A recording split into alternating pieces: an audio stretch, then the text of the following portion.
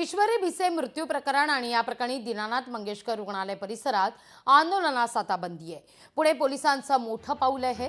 दीनानाथ मंगेशकर रुग्णालयाच्या 100 मीटर परिसरात निर्बंध घालण्यात आलेले आहेत।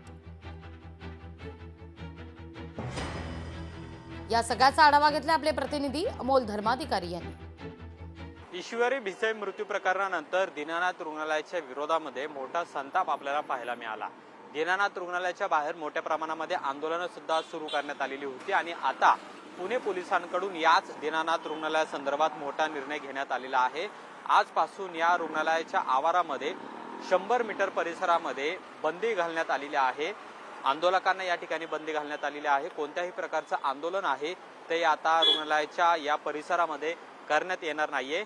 काही दिवसांपूर्वी ईश्वरी भिसे यांचा मृत्यू झाला आणि त्यानंतर आपण पाहिलं की सलग 2 दिवस या रुग्णालयाच्या बाहेर मोठ्या प्रमाणात आंदोलनं आहेत ती सुद्धा झालेली होती। अनेक राजकीय संघटना, सामाजिक संघटनांकडून ही आंदोलनं करण्यात आली आणि त्यानंतर कुठेतरी या रुग्णालयावरती ताण पडत होता। रुग्ण असतील, रुग्णांचे नातेवाईक, डॉक्टर, नर्सेस यांच्यावर कुठेतरी ताण पडत होता। त्याचबरोबर इथली जी वाहतुकीची रहदारी आहे हिला सुद्धा अडथळा निर्माण होत होता आणि त्यामुळे आता पुणे पोलिसांनी हे निर्बंध आहे ते लागू केलेले आहेत। आजपासून हे निर्बंध लागू झालेले आहेत आणि पुढील 10 दिवस अशा पद्धतीचे निर्बंध लागू असतील। दीनानाथ रुग्णालयाच्या विरोधातला जो असंतोष आपल्याला पाहायला मिळालेला होता तो थांबवण्यासाठी आणि इथली परिस्थिती नियंत्रणात राहावी यासाठी पुणे पोलिसांकडून महत्त्वाचे निर्बंध आहेत ते आजपासून लागू करण्यात आलेले आहेत। कॅमेरामन योगेश केळापुरेसह अमोल धर्माधिकारी, लोकशाही मराठी, पुणे।